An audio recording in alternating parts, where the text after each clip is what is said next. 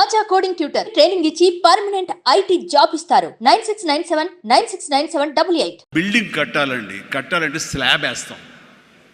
ఆ స్లాబ్ వేసినప్పుడు ఆ వేసిన ఒక్కరోజు వర్షం పడకుండా ఉంటే బాగుండు, అది దాని నీరు తగలకుండా ఉంటే బాగుండు, అన్ని రకాల కేర్లు తీసుకుని వెదర్ రిపోర్ట్ కూడా తీసుకుని మనం స్లాబ్ వేస్తాం.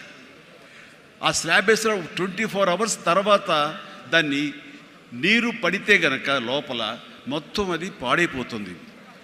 అలాంటి స్లాబ్ ఆ తర్వాత క్యూరింగ్ చేయడం కోసంగా అదే వాటర్ తోటి మనం క్యూర్ చేస్తాం మనం. అప్పుడు ఆ వాటర్ దాన్ని స్ట్రెంగ్తన్కి బలమేస్తుంది తప్ప అది కూలిపోవడానికో ఇదే పాడైపోవడానికో దోహదపడదు. అంటే మనం మానసికంగా గట్టిపడినప్పుడు ఏ నెగిటివిటీ అయినా సరే మనం ఏమీ చేయలేదు. అంటే ఇంకొక ఉదాహరణ చెప్పాల్సి వస్తే కనుక, ఒక పెరుగు తోడుకుంటున్నప్పుడు ఆ ప్రాసెస్లో ఒక చిన్న ఉప్పు బెళ్ళ పడ్డా లేదు ఒక నిమ్మకాయ రసం అందులో పడ్డా సరే మొత్తం విరిగిపోతుంది. అదే పెరుగు గట్టిపడిన తర్వాత దాంట్లో అదే నిమ్మకాయ అదే ఉప్పు వేస్తే ఆ రుచే వేరు. అందుకని మనం ఆ యొక్క ప్రాసెస్లో ఉన్నప్పుడు, అది సాధించాలనే మన పట్టుదలతో ఉన్నప్పుడు ఎలాంటి నెగిటివిటీ ఉండకూడదు. నీ మనసునే నమ్ముకోవాలి. నీ ఎయిమే నీకు మెయిన్. కళ్ళ గంతలు కట్టిన గుర్రంలాగా నీ ఎయిమ్ వైపు నువ్వు సాధించుకుంటూ దాన్ని ఏమైనా సరే నా వశం చేసుకోవాలన్న పట్టుదలతో వెళ్తూ ఉండాలి. వెళ్ళేవాడి కష్టాన్ని నమ్ముకోవాలి, పర్సివరెన్స్ నమ్ముకోవాలి, డెడికేషన్తో ఉండాలి.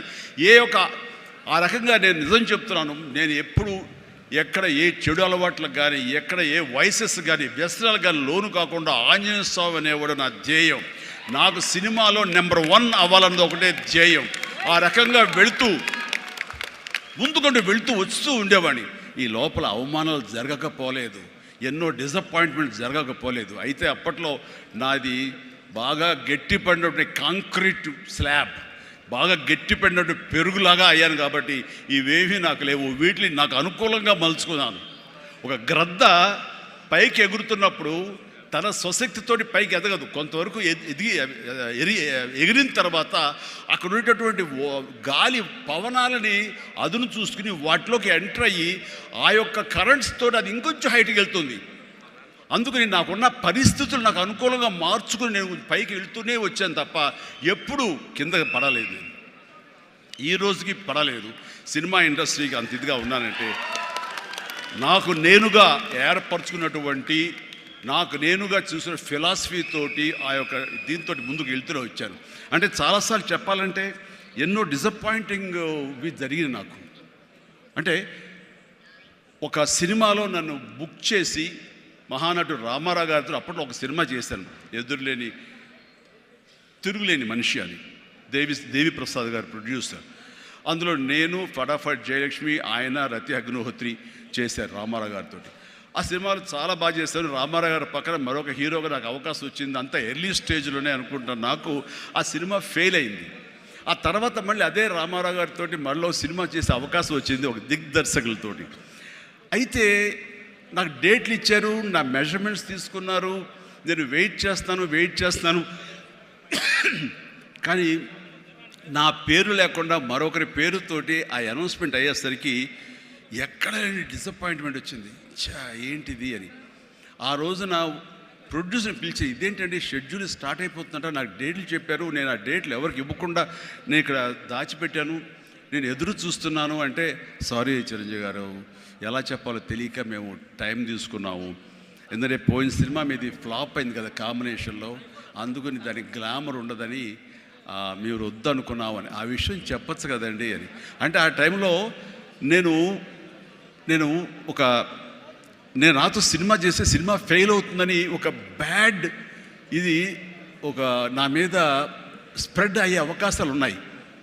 ఈరోజు సోషల్ మీడియా, ఆ రోజు ఇంత మీడియా లేదు కాబట్టి కానీ, లేదంటే ఎంత బ్యాడ్ అయ్యేదంటే నన్ను తిరిగి ఇతనితోటి ఎవరైనా చేస్తే సినిమా ఫెయిల్ అవుతాయి, ఇది ఒక ఐరన్ లెగ్ అనే పరిస్థితి వచ్చేసరికి ఎక్కడో మళ్ళీ జంకాను.